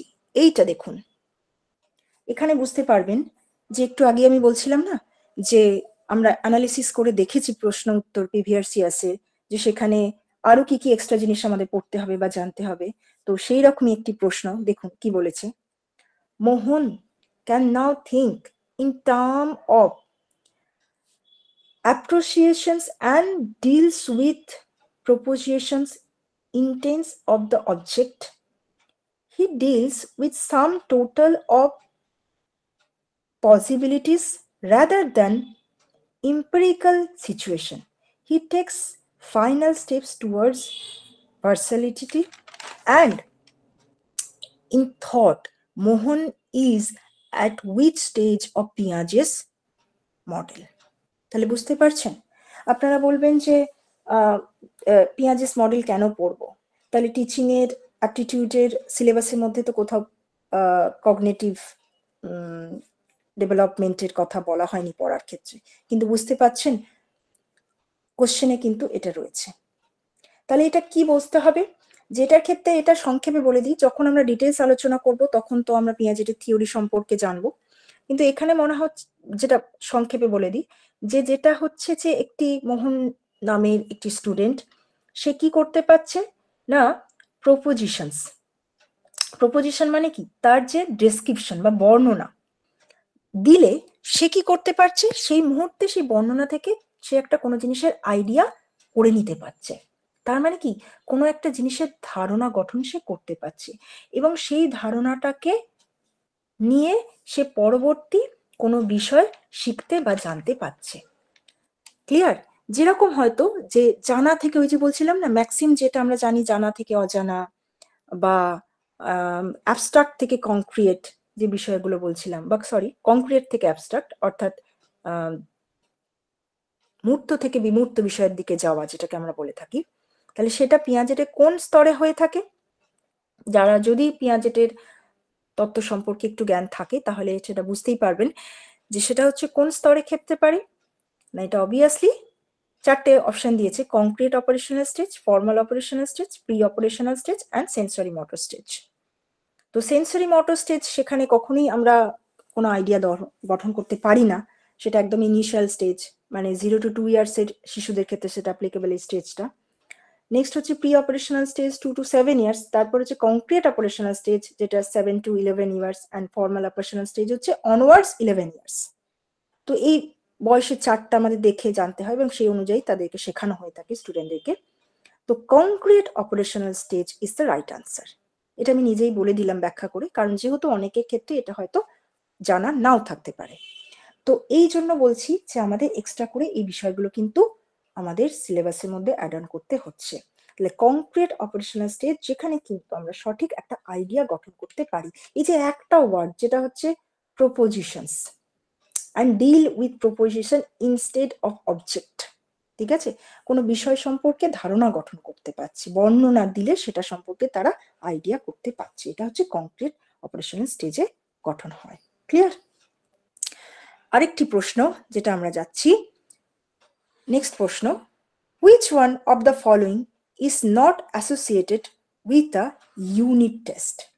তাহলে এই ধরনের প্রশ্নটা কোত্থেকে এসছে? ইউনিট টেস্ট মানে বুঝতেই পারছেন আপনারা, ফর্মেটিভ, সামাটিভ, ইভ্যালুয়েশনের ক্ষেত্রে এসছে। এইরকম ধরনের প্রশ্ন আপনারা অনেক সময় পাবেন, যেটা assessment of learning, assessment for learning, কোনটা কার ফিচার্স নয়, কোন টেস্টগুলো অ্যাসেসমেন্ট অফ লার্নিং এর মধ্যে পড়ছে, কোনগুলো অ্যাসেসমেন্ট ফর লার্নিং এর পড়ছে, কোনটা ফরমেটিভ ইভ্যালুয়েশন, কোনটা সামেটিভ ইভ্যালুয়েশন, এগুলো কিন্তু ডিটেলস আপনারা পাবেন। তো এখানে কি বলা হচ্ছে, যখন আমরা ডিটেলস ইভ্যালুয়েশন সম্পর্কে আলোচনা করতে হবে বা জানতে হবে, পড়তে হবে সেই টেস্টগুলো সম্পর্কে, তার ফিচার্স সম্পর্কে সেগুলো জানা যাবে। তো এখানে কি বলা হয়েছে, which one of the following is not associated with a unit test. তাহলে এটা আপনাদেরকে বলে রাখি, ইউনিট টেস্টটা হচ্ছে কি one kind of formative evaluation, ঠিক আছে, যেটাকে আমরা বলি না ওই কি বলবো, ইউনিট টেস্ট যেগুলো হয়, বা ওই ফার্স্ট সামাটিভ, সেকেন্ড সামাটিভ, 3 মাস 1 মাস পর হয়তো কোনো সেশনের পর পর একটা ইউনিট শেষ হলো বা একটা চ্যাপ্টার শেষ হলো, তারপর পরীক্ষাগুলো নেওয়া হচ্ছে। তো ইউনিট টেস্টের বলেছে কোনটা ক্যারেক্টার নয় বা কোনটি অ্যাসোসিয়েটেড নয়। নাম্বার 1 কি বলেছে, totally controlled by the teacher. Number 2 কি বলেছে, used for remedial purpose. Remedial মানে যেটাকে আমরা বলি না যে আবার করে শেখানো, যেটাকে বলা হয় যে ট্রিটমেন্ট করা, যেটাকে যেখানটা শেখেনি বোঝেনি সেটাকে আবার করে শেখানো। ওকে। নাম্বার 3 হচ্ছে স্ট্যান্ডার্ডাইজ অ্যাচিভমেন্ট টেস্ট। আর নাম্বার 4 হচ্ছে confine to limited number of competence. তার মানে সেখানে হচ্ছে লিমিটেড সংখ্যক প্রতিযোগী থাকছে। তাহলে এই চারটের মধ্যে ইউনিট টেস্টের ক্ষেত্রে কোনটা অ্যাসোসিয়েটেড নয় বলে মনে হচ্ছে, আপনারা একটু নিজেদের মতন করে লিখুন। 5 সেকেন্ড টাইম দিচ্ছি, তারপর আমি ব্যাখ্যা করে দিচ্ছি।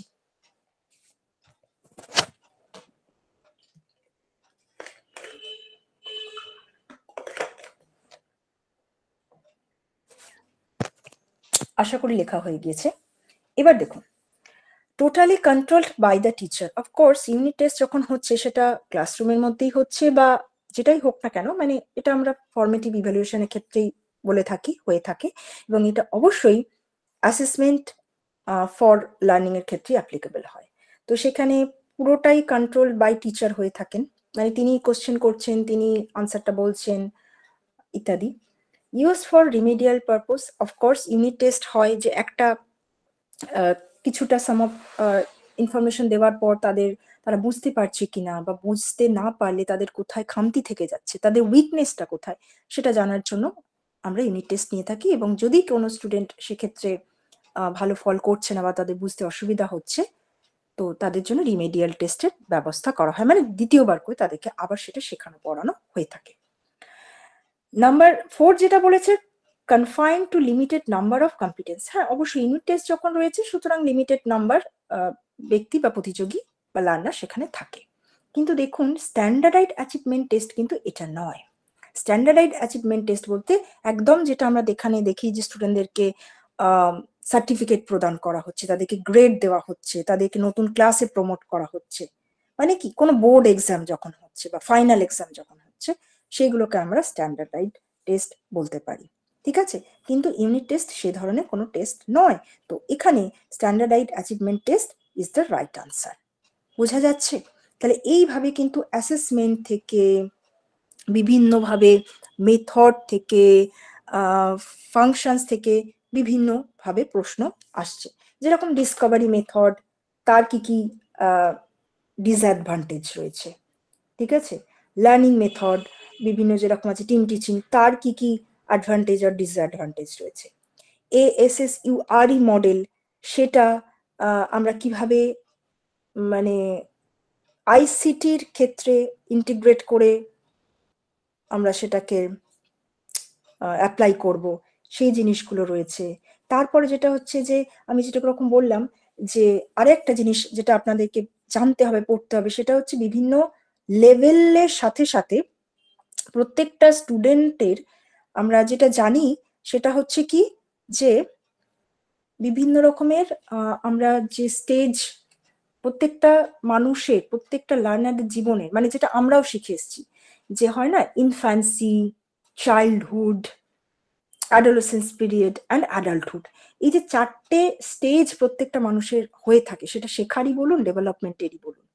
তো ওই জায়গাটাও কিন্তু ইম্পর্টেন্ট। একটা প্রশ্ন যেটা বিগত দিনে এসেছে যে which characteristics does not belong to adolescence stage বলে 4টি অপশনস দেওয়া রয়েছে। তার মানে কি অ্যাডোলেসেন্স স্টেজের কোনটি ক্যারেক্টারিস্টিক্স নয় সেটা জানতে চাওয়া হয়েছে। তার মানে বুঝতে পারছেন সেই যে ডেভেলপমেন্টের যে স্টেজগুলো সেগুলোও কিন্তু আমাদের পড়তে বা জানতে হচ্ছে। এই ইএমআরএস এর প্রশ্নের মধ্যেই কিন্তু রয়েছে, বিগত প্রশ্নগুলোর মধ্যেই রয়েছে। বোঝা গেল?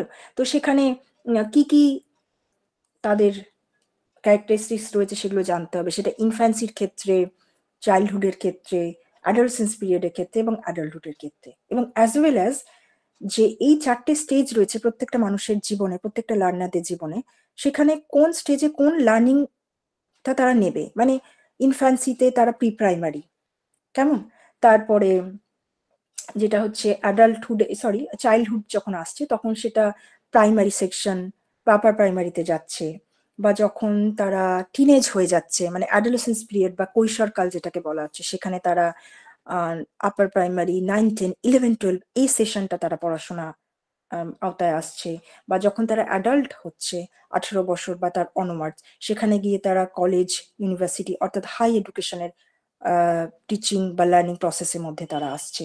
তো ওই জিনিসগুলো কিন্তু শিখতে বা জানতে হচ্ছে। বোঝা গেল? যেটা বারবার করে আমরা বলছি যে অনেক কিছু হয়তো টিচিং অ্যাপটিটিউডের সিলেবাসের মধ্যে দেওয়া নেই, কিন্তু যেগুলো দেওয়া রয়েছে সেগুলি ছাড়াও বাকি প্রশ্ন উত্তর অ্যানালিসিস করে বুঝতে পারছেন আশা করি যে এক্সট্রা কি কি বিষয় আমাদের সিলেবাসের মধ্যে অ্যাড অন করতে হচ্ছে বা সেগুলো সম্পর্কে জানতে হবে, বা সেই ধরনের প্রশ্ন আসছে। ক্লিয়ার? আচ্ছা, এবার আমি একটুখানি ব্যাকে যেতে চাইবো। স্যার কি রয়েছেন? আচ্ছা, এই মুহূর্তে স্যার কি রয়েছেন? হ্যাঁ, তো ওনাদের একে একে আমরা মাইকটা একটু আনমিউট করি, এতক্ষণ ধরে আমরা ওদেরকে ঠিক আছে ম্যাডাম, আপনি হয় স্ক্রিন শেয়ারটা অফ করুন, না হলে স্লাইডটা সামনে আনুন। হ্যাঁ, ব্যাস। হ্যাঁ, এবার তোমাদের যদি কোনো প্রশ্ন থাকে একে একে করতে পারো। আচ্ছা, এর আগে আমি একটুখানি আচ্ছা আমি একটু বলি, ওয়েট, হাত তোলো, একে একে নাম ডাকবো, প্রশ্ন করবে। হ্যাঁ, বেশ, সেটাই বেটার হবে। আর আরেকটা জিনিস বলি যে যতটা বোঝালাম আশা করি আমাদের সীমিত সময়ের মধ্যে পুরো বিষয়টা নিয়ে অ্যানালিসিস করার চেষ্টা করলাম। আশা করি সেই বিষয়গুলো ফলো আপনারা করলে অবশ্যই উপকৃত হবেন। আর আরেকটা বলবো, যখন প্রশ্ন করছেন আপনারা, একজন প্রশ্ন করলে বাকিরা সেটা শুনুন, কারণ হয়তো এমনও থাকতে পারে বা থাকবেই নিশ্চয়ই ভাবে যে একই প্রশ্ন হয়তো একাধিক জনের মনে মানে থাকতেই পারে, তাই বাকি প্রশ্নগুলো যখন করছেন আদার্স মেম্বাররা, বাকিরা কিন্তু শুনুন। ওকে, হ্যাঁ স্যার, যারা যারা হাত আপনি একে একে নাম বলতে পারেন, আপনি তো লিস্ট দেখতে পাচ্ছেন, একে একে নাম বলুন। ওরা তাহলে প্রিয়াঙ্কা বোধহয় হাত তুলেছেন। Hello ma'am. হ্যাঁ বলুন। হ্যাঁ ম্যাম, বলছি যে ASURE মডেলটা যদি একটু বলতেন ম্যাম তাহলে খুব ভালো হতো একটু। আচ্ছা, এটার ক্ষেত্রে বলবো ডিটেল যখন আমরা আইসিটি নিয়ে মানে শিক্ষার ক্ষেত্রে অ্যানালিসিস করব সেটা বলে দেবো। শুধুমাত্র এটুকুনি আমি বলতে পারি এই মুহূর্তে যে SSURE মডেল হচ্ছে আমরা একটা প্যাটার্ন ফলো আপ করে থাকি। সেটা হচ্ছে অ্যানালিসিস করা, মানে অ্যানালিসিস কাকে করব না, যাকে আমরা শেখাচ্ছি মানে স্টুডেন্ট বা লার্নারদেরকে অ্যানালিসিস করব। দেন হচ্ছে তার যে স্টেট অবজেক্টিভ মানে তার অবস্থানটা, তার যে বিষয়গুলো সেইটাকে আমরা অবজেক্টিভটাকে ফলো আপ করবো। নেক্সট হচ্ছে সিলেকশন মেটেরিয়ালস অর মেথড। আর পরে যেটা আমরা যেটা জেনে থাকি সেটা হচ্ছে যে রেসপন্স, তারা কি করছেন, কিভাবে করছেন অ্যাক্টিভিটি, সেটা দেখবো। আর শেষে গিয়ে হবে ইভ্যালুয়েশন, যেটাকে আমরা মূল্যায়ন বলছি। ঠিক আছে, মানে প্রথমে স্টুডেন্টদেরকে অ্যানালিসিস করব, তারপরে তাদের যে অবজেক্টিভ সেটাকে আমরা স্টেট করি। নেক্সট হচ্ছে যে আমরা সিলেকশন করছি সেটা মিডিয়া, মেথড ইত্যাদি। আর তারপরে যেটা আমরা বললাম যে রেসপন্স তারা কি কি করছে, আর শেষে গিয়ে ইভ্যালুয়েশন। এই প্যাটার্ন ফলো আপ আমরা করে থাকি। Clear ma'am? হ্যাঁ বলুন। হ্যাঁ, বলছি যে এফেক্টিভ টিচিংটা যদি একটু বলেন তাহলে খুব ভালো হয়। আচ্ছা, এটা তো এক কথায় বলাটা সম্ভব নয়, তাও অলরেডি আমি যতটুকু বললাম সেখান থেকেও বলা হয়েছে যে যেরকম ধরুন ইফেক্টিভ টিচিং এর ক্ষেত্রে কি কি ক্রাইটেরিয়া থাকতে হবে সেই জিনিসগুলোর মধ্যে একটা তো অলরেডি বলেছি, যে যেটা হচ্ছে যে ability to make students learn, সেই জায়গাগুলো থাকবে। এবং এর সাথে সাথে ইফেক্টিভ পার্টের ক্ষেত্রে যেটা হবে যে ইন্ডিভিজুয়াল ডিফারেন্সেস যেগুলো থাকবে সেগুলোকে জানতে হবে, এবং যেটা হচ্ছে role play as a teacher, তাকে কিভাবে ডিল করতে হবে, বা যেগুলো প্রিন্সিপাল অফ টিচিং আছে সেগুলোকে মেনে চলতে হবে, এটসেট্রা। ওকে, তাদেরকে মোটিভেট করা, বা বিভিন্ন রকম তাদের প্রিন্সিপাল যেগুলো আছে সিলেকশন করা, সেই জিনিসগুলো আসবে।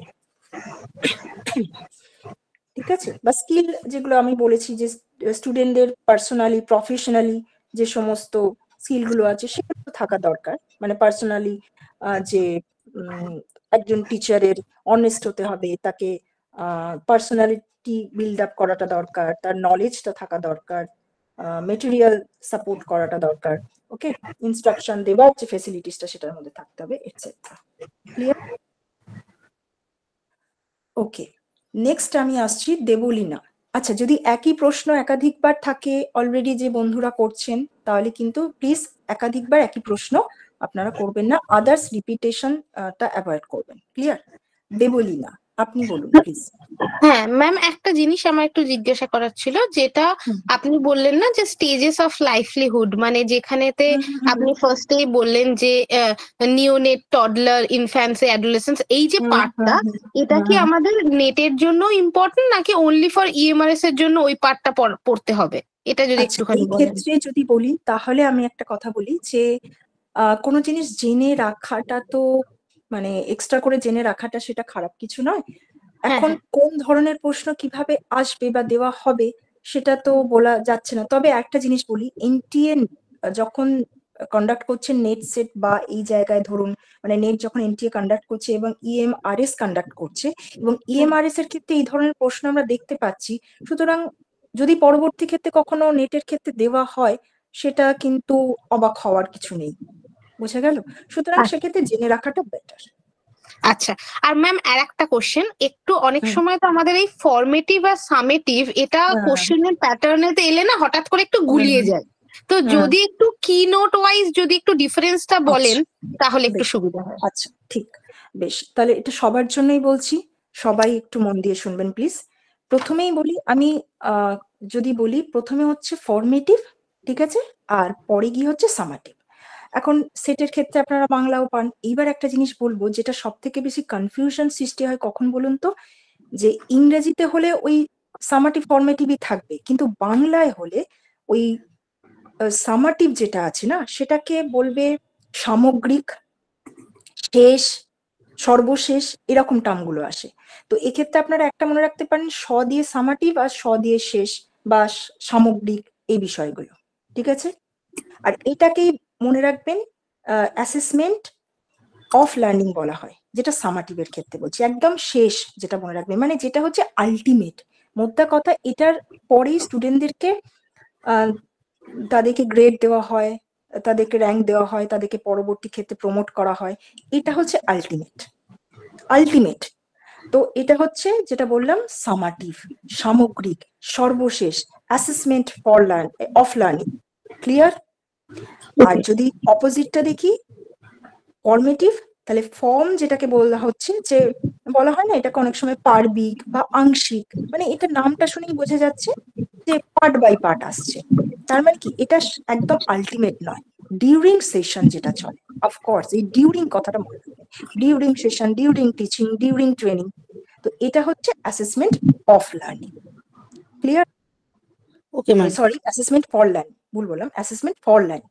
অ্যাসেসমেন্ট ফর লার্নিং হচ্ছে যেটাকে বললাম formative evaluation, and summative assessment হচ্ছে অ্যাসেসমেন্ট অফ লার্নিং। ক্লিয়ার? ওকে, তার মানে এখান থেকেই আমরা মানে রিলেট করতে পারবো। আপনি যে কোশ্চেনটা লাস্টের দিকে বললেন যে ওই যে স্ট্যান্ডার্ডাইজ অ্যাচিভমেন্ট টেস্ট, এটা তার মানে সামেটিভ, তাই তো? একদম, তাই স্ট্যান্ডার্ডাইজড অ্যাচিভমেন্ট টেস্টটা হচ্ছে সামেটিভ। Good, very good. আর ইউনিট টেস্টটা তাহলে কি হবে? তাহলে তো এটা ফর্মেটিভ হবে। Very good, thank you. Madam test এক্সামটা তো ফর্মেটিভ হবে, এই যে বিভিন্ন ধরনের যে মাধ্যমিকের টেস্ট বা উচ্চ মাধ্যমিক সেটাও তো ফর্মেটিভ। হ্যাঁ, আলটিমেট যেটা হবে সেটা হচ্ছে গিয়ে সামাটিভ, ঠিক আছে। যেটার যেটা পরে ফাইনাল তাকে এক্সাম, যেটা ফাইনাল ফাইনাল এক্সাম। এক্সাম, মানে যার পরে আমরা বিচারটা করি যে পাশ করলো কি ফেল করলো, কি সে এ গ্রেড পাচ্ছে কি ডি গ্রেড পাচ্ছে, আলটিমেট সে মানে সিলেকশন হলো কি না হলো, এই ধরনের যেটা, সেইটা হচ্ছে সামাটিভের ক্ষেত্রে চলে আসবে। Madam clear? ইএমআরএস এক্সাম তো একটা এক্সাম, ওটাকেও তো আমরা সামিট এক্সাম বলতে পারি, কারণ একটা এক্সাম, ওটাই একটাই শেষ ফাইনাল। হ্যাঁ ওটাও তো হ্যাঁ হ্যাঁ, এগুলো অ্যাকচুয়ালি কি বলতো, এটার আবার আলাদা জিনিস আছে, এটা হচ্ছে প্লেসমেন্ট টেস্ট অ্যাকচুয়ালি। এটা হচ্ছে one kind of placement test, মানে প্লেসমেন্ট ইভ্যালুয়েশন, মানে সামাটিভ ফর্মেটিভ ছাড়াও আরো বিভিন্ন ধরনের ইভ্যালুয়েশন হয়। এইগুলো যেখানে সিলেকশন হয়, এই যে পরীক্ষা, এই যে টেট নেট সেট, বুঝতে পেরেছো? এই যে পরীক্ষা, মানে তুমি কতটা অ্যাবেল অর নট সেই পোস্টটার জন্য, সেই কাজের জন্য, সেই ট্রেনিং বা টিচিংটা নেবার জন্য, এগুলোকে কিন্তু বলা হয় প্লেসমেন্ট ইভ্যালুয়েশন। ক্লিয়ার? সেটা আলাদা বিষয় থাকে, সেটা হচ্ছে প্লেসমেন্ট ইভ্যালুয়েশন। যেমন অ্যাডমিশন টেস্ট হয়ে থাকে না, যেরকম তুমি ইঞ্জিনিয়ারিং পড়তে গেলে তোমাকে জয়েন্ট দিতে হচ্ছে, ডক্টরি পড়তে গেলে জয়েন্ট দিতে হচ্ছে, টিচিং প্রফেশনে আসতে গেলে তোমাকে নেট সেট দিতে হচ্ছে, এগুলো হচ্ছে প্লেসমেন্ট ইভ্যালুয়েশন। ক্লিয়ার? ম্যাম আমার একটা কোশ্চেন আছে।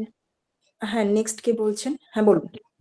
বলছি ম্যাম, আপনি যে সেকেন্ড কোশ্চেনটার অ্যান্সারটা বললেন ওইটা একটু বুঝিয়ে দিন না। সেকেন্ড কোশ্চেনের আনসার, সেকেন্ড হ্যাঁ কোশ্চেনের আনসার বলতে হচ্ছে which one of the following is not a characteristic of teacher centred approach.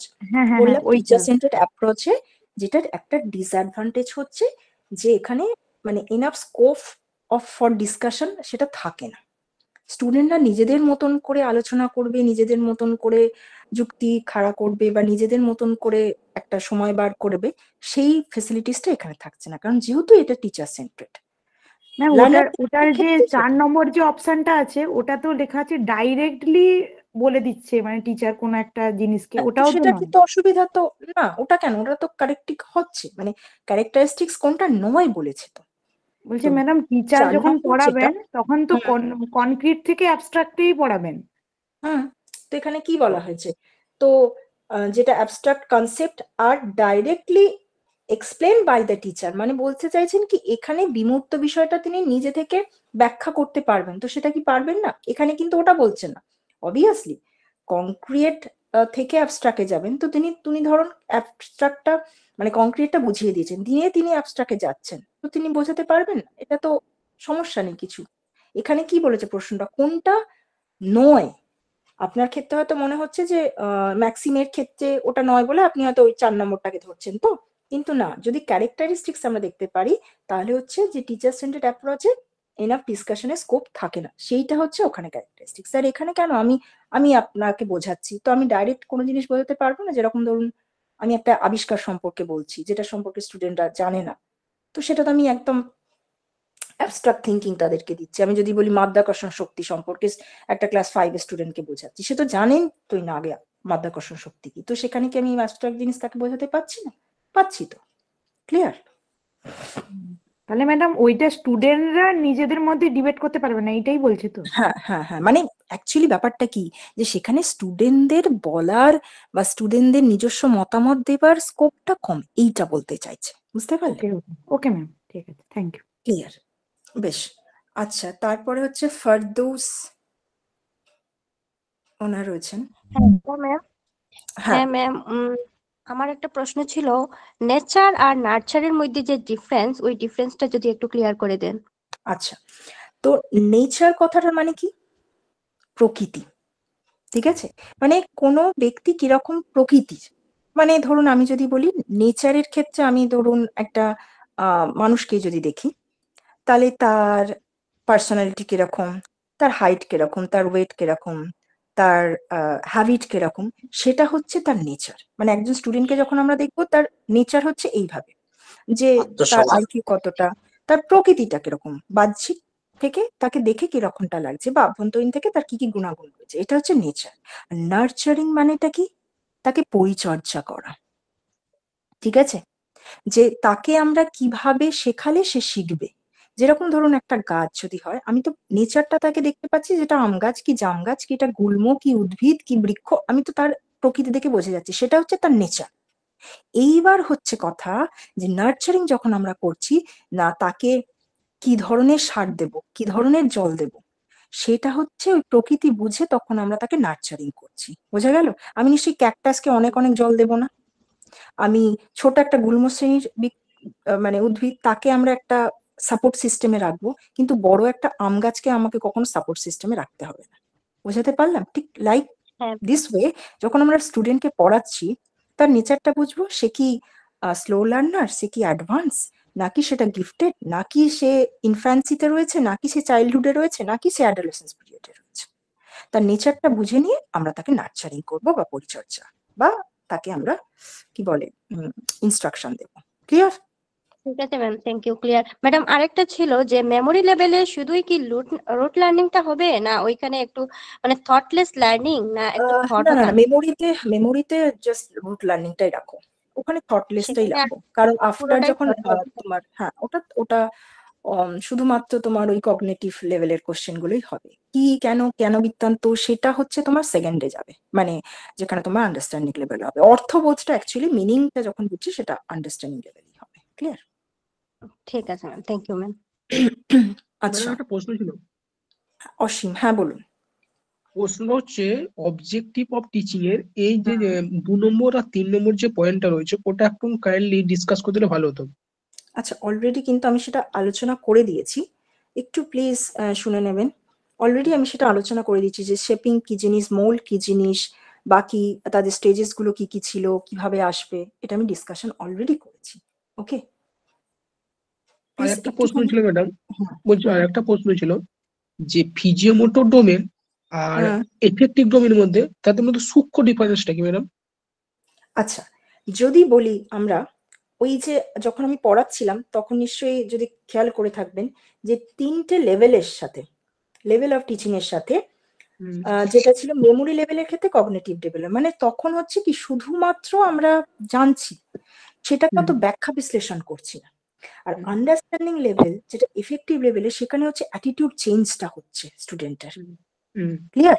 Attitude চেঞ্জটা হচ্ছে যে সে তার কোনোদিন আচরণগত কি বলছে পরিবর্তন হচ্ছে। সেটা বুঝে বলছে, বুঝে পড়ছে, বুঝে লিখছে। ঠিক আছে?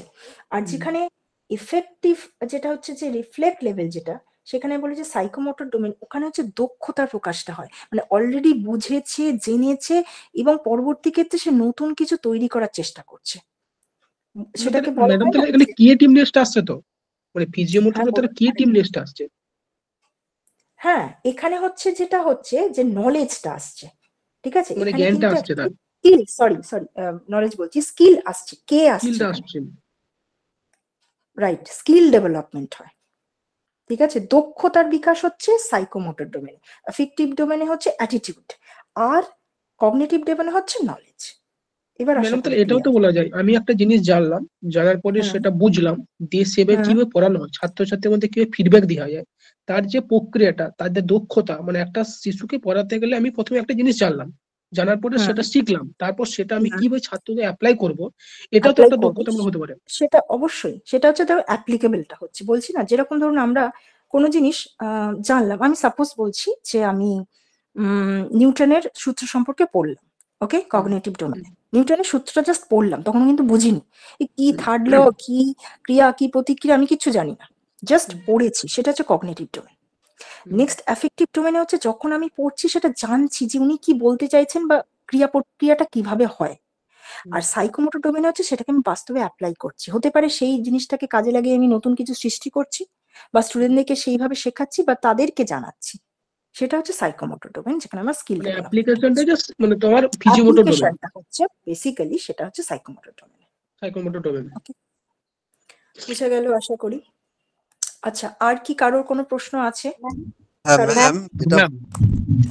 ম্যাম, যেটা বলছিলাম, আপনি যে পেডাগোগিক কোশ্চেনটা আলোচনা করেছেন 4 নম্বরটা একটু আলোচনা করে দেবেন। আচ্ছা, আমি তো সবগুলোই আলোচনা করে দিয়েছি, তারপরেও কেন পার্টিকুলার আবার করে জানতে চাইছেন আমি বুঝতে পারছি না। 4 নম্বরটা কি আছে? ইফেক্টিভ টিচিং, এটা আমি অলরেডি বলেছি এবং প্রত্যেকটা প্রশ্ন উত্তর ধরে ধরে আলোচনা করেছি। 4 নম্বরে বলা হয়েছে কি যে ইফেক্টিভ টিচিং এর মূল ফাংশন বা মোটোটা কি জিনিস। তো এটা কি বারবার করে বলছি, সেটা হচ্ছে টিচার্স এর ability to make students learn, মানে স্টুডেন্টদেরকে শেখানো, জানানো, সেটাই হচ্ছে ইফেক্টিভ টিচিং এর মূল মোটো। এটাই জানতে চেয়েছি, দ্যাটস ইট। ওকে ম্যাম, হ্যাঁ ম্যাম, বিমূর্ত ধারণাটা সম্পর্কে যদি একটু উদাহরণ দিয়ে বলতেন। আচ্ছা, বিমূর্ত ধারণা বলতে আমি যদি বলি এখন হঠাৎ করে পক্ষীরাজ ঘোড়া, ক্লিয়ার? যদি আমি বলি চাঁদের পাহাড়, ওকে, তাহলে কি জিনিস? মূর্ত জিনিসটা কি জিনিস? আমি চাঁদ জানি, পাহাড় জানি। এইবার হচ্ছে মানে কি, মূর্ত বিষয় হচ্ছে যেটাকে আমি জানছি, মানে পঞ্চ ইন্দ্রিয়ের দ্বারা যেটাকে আমি প্রাপ্ত করতে পারছি, সেটা হচ্ছে মূর্ত জিনিস। আর বিমূর্ত জিনিস হচ্ছে এটাই যেগুলোকে এখনো পর্যন্ত সেটা সম্পর্কে সঠিক কোনো ধারণা আমার নেই, যেটাকে আমি আমার নিজের জ্ঞাত জিনিস থেকে সেটাকে আমি আইডিয়া করতে পারি, সেটাকে বলা হচ্ছে বিমূর্ত বিষয়। যেরকম বললাম না, বিমূর্ত বিষয় বলা হচ্ছে যে পক্ষীরাজ ঘোড়া। ও আচ্ছা, তাহলে মানে এমন একটা বস্তু যে কিনা পাখি এবং ঘোড়া দুটোর ফ্যাসিলিটিস বা দুটোর কি বলবো ক্যারেক্টারিস্টিক্স তার মধ্যে জট ডাউন করা আছে, বোঝা যাচ্ছে? এবার সেইটাকে আইডিয়া করে এমন হতে পারে যে আমি একটা এমন কি বলবো যান তৈরি করলাম যেটা কিনা আকাশে উড়ে উড়ে আসে। বোঝাতে পারছি কি বললাম? যেমন ধরুন যখন এই প্লেন বা হেলিকপ্টার তৈরি হয়নি, সেটা কিন্তু আমাদের কাছে বিমূর্ত ধারণা ছিল, অ্যাবস্ট্রাক্ট ধারণা ছিল। বোঝা যাচ্ছে কি বললাম? যখন সেটা আবিষ্কার হ্যাঁ হলো ম্যাম। তখন সেটা মূর্ত হয়ে গেল আমাদের কাছে। ক্লিয়ার? হ্যাঁ ম্যাম, হ্যাঁ ম্যাম। ওকে। ম্যাম ম্যাম হ্যাঁ বলুন। ম্যাম বলছি আপনি ওই 5 নম্বর কোশ্চেনে যে পিয়াজেট মডেলের কথা বললেন, ওখানে যে অপশন গুলো আছে concrete operational stage, formal pre operational, sensory motor stage, ওখানে আপনি এজ গুলো উল্লেখ করলেন না, একটু আরেকবার যদি কাইন্ডলি এজ আচ্ছা গুলো আচ্ছা, একটু প্রথমে বলে দিচ্ছি আমি। ফার্স্ট হচ্ছে sensory motor stage 0 to 2 years, সবার জন্য বলছি। প্রথম হচ্ছে sensory motor stage 0 to 2 years। Next pre operational stage 2 to 7 years। Concrete operational stage 7 to 11 years। And then হচ্ছে অনওয়ার্ডস, ফর্মাল অপারেশনাল স্টেজটা হচ্ছে অনওয়ার্ডস, মানে 11 বছর 12 বছরের পর থেকে সেটা শুরু হয়ে যাচ্ছে। ওকে, বেশ। আচ্ছা, ঠিক আছে, আশা করি আমরা অনেকগুলো বিষয় নিয়ে আলোচনা করলাম, সবটা ডিটেলস আলোচনা করা হয়েছে। নেক্সট আমরা যখন ক্লাসগুলো পাবো তখন প্রত্যেকটা বিষয় নিয়ে আরো ডিটেলসে আমরা আলোচনা করতে পারবো। ম্যাডাম একটু জিজ্ঞাসা ছিল। হ্যাঁ, তাহলে লাস্ট কে বলছেন বলুন, নামটা আমি এই মুহূর্তে হ্যাঁ দেখতে বলছি পাচ্ছি 3 নম্বর কোশ্চেন যেটা what should not be a role of a teacher in the construction of hmm, knowledge hmm, by students, ওটা একটু বলুন। এটা কি হবে বলুন, আপনারা নিজেরাই বলুন। আমি তো প্রত্যেকটা প্রশ্ন অ্যানালিসিস করেছি, এটা আপনাদের নিজের সেন্স থেকে বলুন কোনটা হতে পারে। শব্দগুলোর প্রতি এমফাসাইজ করুন, তাহলেই বুঝতে পারবেন। নাম্বার 2 অপশন দেখবেন রয়েছে ডিসকারেজিং। একজন টিচার হিসেবে কখনোই কি কোনো ব্যক্তিকে ডিসকারেজ করা বা কোনো লার্নারকে ডিসকারেজ করা, সেটা কি একজন স্টুডেন্টের কি বলবো টিচিং স্ট্র্যাটেজিস এর মধ্যে পড়ে? No. So number 2 is the right answer. Discouraging self analysis and self assessment. Discourage করা, অনুৎসাহিত করা, যেটার বাংলা অর্থ বললে আমরা দাঁড় করা, তো সবসময় এনকারেজ করবেন। ঠিক আছে, ওকে। তাহলে আজকে আমরা আশা করি যতদূর পড়ালাম, যেগুলো বুঝিয়েছি প্রত্যেকটা একটু মাইন্ডলি সেটা